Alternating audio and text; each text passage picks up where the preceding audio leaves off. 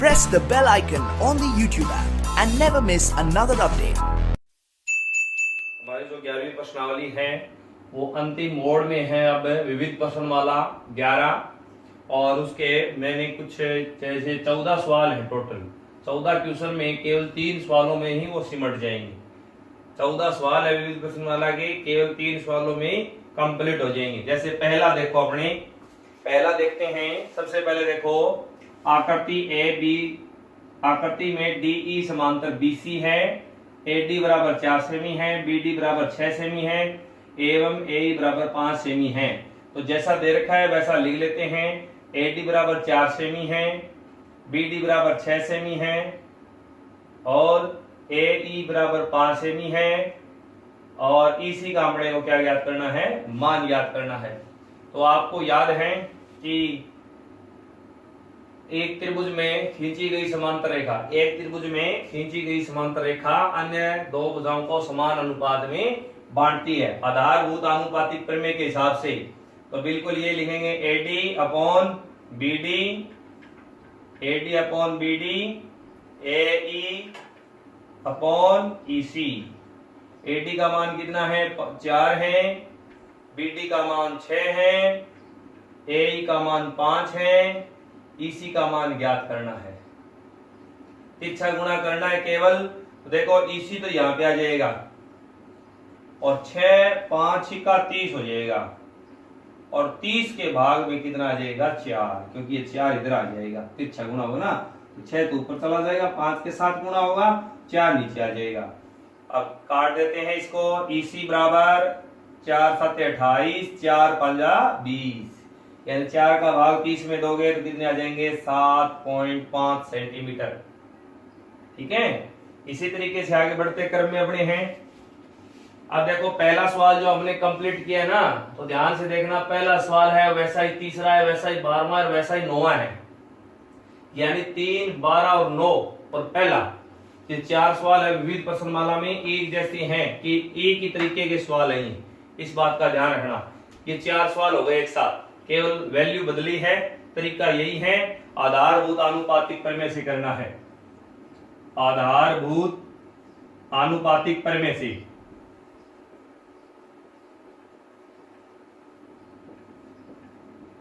आधारभूत आनुपातिक प्रमेय से ही करना है। अब आ गया अपना सेकंड क्वेश्चन। आकृति में DA कोण A का समद्विभाजक है। AD है, ये कोण A को बराबर 2 भागों में बांट रही है। इसका मतलब हो गया AB बराबर 6 सेमी दे रखा है, BD बराबर 8 सेमी दे रखा है। तो देखो एक कोण को समद्विभाजक करती है, एक कोण को क्या करती है, समद्विभाजक। तो हमने 11.3 प्रमेय की थी, उसमें क्या था कि किसी आंतरिक कोण का समद्विभाजक करने वाली रेखा, किसी आंतरिक कोण का समद्विभाजक करने वाली रेखा, यानी कोई कोण को बराबर 2 भागों में बांटने वाली जो रेखा है, उसकी सम्मुख भुजा का अनुपात, उसकी सम्मुख भुजा कौन सी है, ये है BD अपॉन CD। उसकी सम्मुख भुजा का अनुपात, किसका अनुपात, जो रेखा किसी कोण का समद्विभाजन करके आ रही है और सामने वाली भुजा को 2 भागों में बांट रही है, जैसे BD और CD में। तो BD और CD का जो अनुपात हो रहा है, यानी D के वजह से BD और CD का जो अनुपात हो रहा है, वही अनुपात अन्य 2 भुजाओं का होगा। अन्य 2 भुजाएं कौन सी हो गई, AB और AC। ये हमने प्रमेय में सीखा था। आंतरिक कोण का समद्विभाजन प्रमेय से भुजाओं का समानुपात, ये हमने प्रमेय पढ़ी थी 11.3 प्रमेय, जिसको आपके हैं। अब केवल मान रखना है और वज्र गुणा करना है। देखो BD कितना है, 8, CD है 6, AB 6, AB भी कितना है, 6, और दूसरा अपने को AC क्या करना है, ज्ञात करना। देखो चारों के मान है, BD है 8, CD है 6, AB 6, वही तिरछा गुणा करना है। AC को 8 के साथ गुणा करेंगे, लेकिन क्या करेंगे, 6 गुणा में 6 और ये 8 गुणा में ना, यहाँ पे ये आ जाएगा भाग में। 6 छिका 36, 36 में 8 का भाग देंगे, 36 में 8 का भाग देंगे तो 8 चौके 32, कितने रह गए 4, 4 में पॉइंट लगा के 0 हो जाएगा 40, 8 5 40, यानी AC है वो आ जाएगा 4.5 सेंटीमीटर। इसी क्रम में आगे बढ़ते हैं तो देखो ये दूसरा जैसे ही सवाल मैंने किया विविध का, दूसरा सवाल क्या है तो उसी के जैसे 13वां है, उसी के जैसे चौथा है, यानी दूसरा 13वां और चौथा एक जैसा, ये दूसरा मैंने किया है तो ऐसा ही 13वां है और ऐसा ही चौथा क्वेश्चन है अपना। इसी क्रम में आगे बढ़ते हैं। दो समरूप त्रिभुजों का क्षेत्रफल, दो समरूप त्रिभुजों का क्षेत्रफल से आपके समझ में आ ही गया होगा कि दो त्रिभुज समरूप होते हैं तो उनके क्षेत्रफलों का अनुपात, क्षेत्रफलों का अनुपात भुजाओं के वर्गों के समानुपाती होता है। तो क्या लिखेंगे, छोटे त्रिभुज का क्षेत्रफल, छोटा और बड़ा दो त्रिभुजों के नाम दे रखे हैं। छोटे त्रिभुज का क्षेत्रफल, छोटे त्रिभुज का क्षेत्रफल भाग में बड़े त्रिभुज का क्षेत्रफल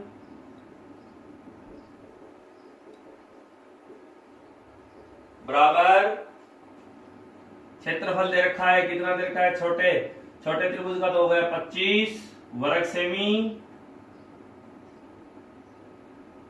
क्षेत्रफल है वो भुजाओं के वर्गों के समानुपाती होता है। किसके, भुजाओं के।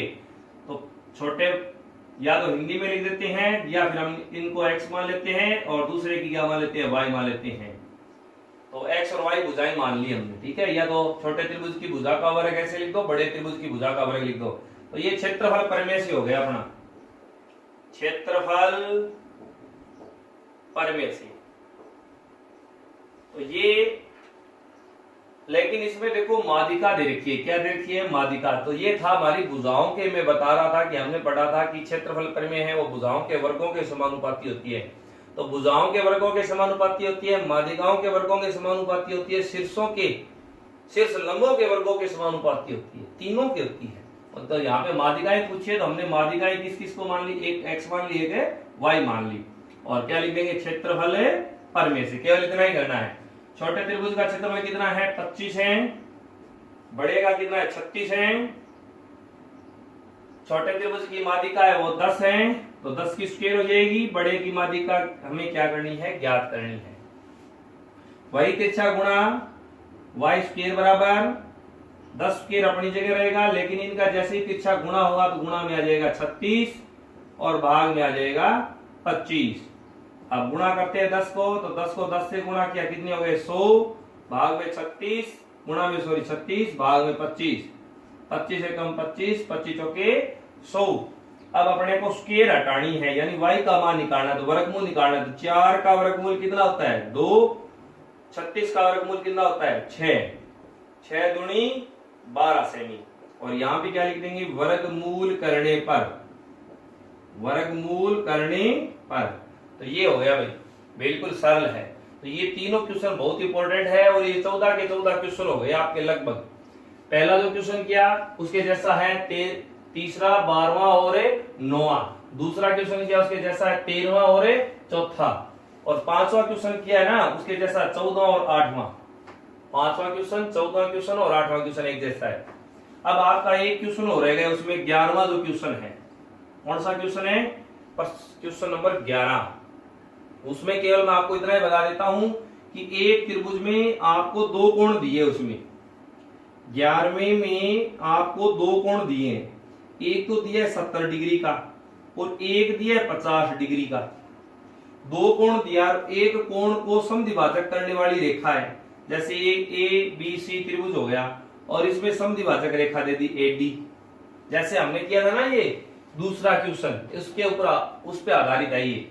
तो हमें ये कोण पूछ लेगा कि कोण BAD का मान ज्ञात करो, जैसे ये पूछ लिया, किसका मान पूछ लिया, BAD का मान ज्ञात करो। जबकि हमें दो दे दिया अपने को, कितने डिग्री, 50 डिग्री और 70 डिग्री। तो हम जानते हैं, पहली बात तो ये सुनो कि त्रिभुज के तीनों कोणों का योग कितना होता है, 180 होता है। त्रिभुज के तीनों कोणों का योग 180 होता है। तो 50 और 70 घटाओ 120, टोटल कितने का हो गया, 60 का हो गया। 50 और 70 120, ऊपर वाला जो पूरा एक कोण है वो कितने डिग्री का हो गया, 60 डिग्री का हो गया। लेकिन हमें पूछा है बीएडी का मान। किसका पूछा है? बीएडी का।